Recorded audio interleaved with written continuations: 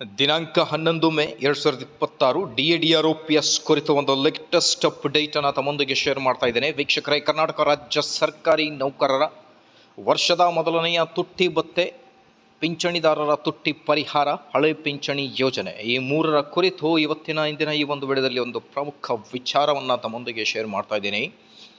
ವಿಡಿಯೋನ ಸ್ಟಾರ್ಟ್ ಮಾಡೋಣ ವೀಕ್ಷಕರೇ. ಅದಕ್ಕಿಂತ ಮುಂಚೆ ನೀವು ಕೊಡುವ ಒಂದೇ ಒಂದು ಲೈಕ್ ನಮಗೆ ಸಪೋರ್ಟ್ ಆಗಿರುತ್ತೆ. ದಯಮಾಡಿ ವಿಡಿಯೋನ ಲೈಕ್ ಮಾಡಿ, ಅದರ ಜೊತೆಗೆ ನಮ್ಮ ಯೂಟ್ಯೂಬ್ ಚಾನಲನ್ನು ಕೂಡ ಸಬ್ಸ್ಕ್ರೈಬ್ ಮಾಡಿಕೊಳ್ಳಿ. ಕರ್ನಾಟಕ ರಾಜ್ಯ ಸರ್ಕಾರಿ ನೌಕರರ ಸಂಘ, ಮಾನ್ಯ ಕರ್ನಾಟಕ ರಾಜ್ಯ ಸರ್ಕಾರಿ ನೌಕರರ ಸಂಘದ ರಾಜ್ಯಾಧ್ಯಕ್ಷರಾದ CS ಷಡಾಕ್ಷರಿ ಸರ್ ಅವರು ರಾಜ್ಯ ಸರ್ಕಾರಿ ನೌಕರರಿಗೆ 2% ತುಟ್ಟಿ ಭತ್ಯೆಯನ್ನು ಜಾರಿ ಮಾಡಬೇಕು ಅನ್ನೋದರ ಬಗ್ಗೆ ಆರ್ಥಿಕ ಇಲಾಖೆಯ ಕಾರ್ಯದರ್ಶಿಗಳಿಗೆ ಮನವಿ ಪತ್ರವನ್ನು ಸಲ್ಲಿಸಿದ್ದಾರೆ. ಹಾಗಾಗಿ ಈಗ DA ಮತ್ತು DR ಹೈಕ್ ಕುರಿತು ಒಂದು ಲೇಟೆಸ್ಟ್ ಇನ್ಫಾರ್ಮೇಷನ್ ಬರ್ತಾ ಇದೆ ವೀಕ್ಷಕರೇ.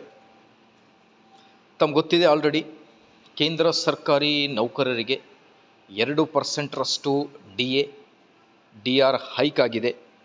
ಹಾಗಾಗಿ ಜನವರಿ 1ರಿಂದ ಪೂರ್ವಾನ್ವಯವಾಗುವಂತೆ ನಮ್ಮ ರಾಜ್ಯ ಸರ್ಕಾರಿ ನೌಕರರಿಗೂ ಕೂಡ DA ಮತ್ತು DR ಏರಿಕೆಯಾಗುವುದು ಯಾವಾಗ, ಅದರ ಜೊತೆಗೆ ಹಳೆ ಪಿಂಚಣಿ ಯೋಜನೆ OPS ಪ್ರಮುಖ ಬೇಡಿಕೆಗಳಲ್ಲಿ ಒಂದಾದ ಬೇಡಿಕೆ ಆಗಿರುತ್ತೆ ಕರ್ನಾಟಕ ರಾಜ್ಯ ಸರ್ಕಾರಿ ನೌಕರರದು.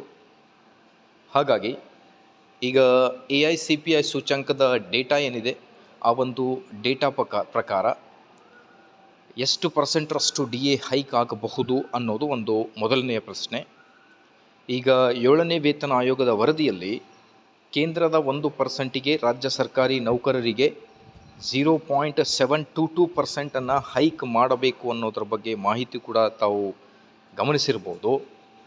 ಹಾಗಾಗಿ ಈಗ ನಿಯರ್ಲಿ 1.50ರಷ್ಟು DA ಹೈಕ್ ಆಗುತ್ತೋ ಅಥವಾ 2%ರಷ್ಟು DA ಹೈಕ್ ಆಗುತ್ತೋ ಅನ್ನೋದೇ ಒಂದು ದೊಡ್ಡ ಪ್ರಶ್ನೆ.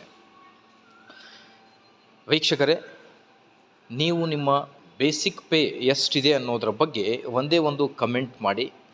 ಅದರ ಜೊತೆಗೆ ನಾವು ನಿಮಗೆ 1.5% DA ಹೈಕ್ ಆದರೆ ನಿಮ್ಮ ಸ್ಯಾಲರಿ ಎಷ್ಟಾಗಬಹುದು, ಎಷ್ಟು ಹೈಕ್ ಆಗಬಹುದು, 2% DA ಮಾಡಿದರೆ ನಿಮ್ಮ ಸ್ಯಾಲರಿ ಎಷ್ಟು ಹೈಕ್ ಆಗಬಹುದು ಅನ್ನೋದ್ರ ಬಗ್ಗೆ ಡೀಟೇಲ್ಡ್ ಇನ್ಫಾರ್ಮೇಷನನ್ನು ಮುಂದಿನ ಒಂದು ವಿಡಿಯೋದಲ್ಲಿ ತಮ್ಮೊಂದಿಗೆ ಶೇರ್ ಮಾಡಲಾಗುವುದು. ಸೊ ಹಾಗಾಗಿ ದಯವಿಟ್ಟು ಈ ಒಂದು ವಿಡಿಯೋನ ಲೈಕ್ ಮಾಡಿ, ನಮ್ಮ ಯೂಟ್ಯೂಬ್ ವಾಹಿನಿಯನ್ನು ಸಬ್ಸ್ಕ್ರೈಬ್ ಮಾಡಿಕೊಳ್ಳಿ.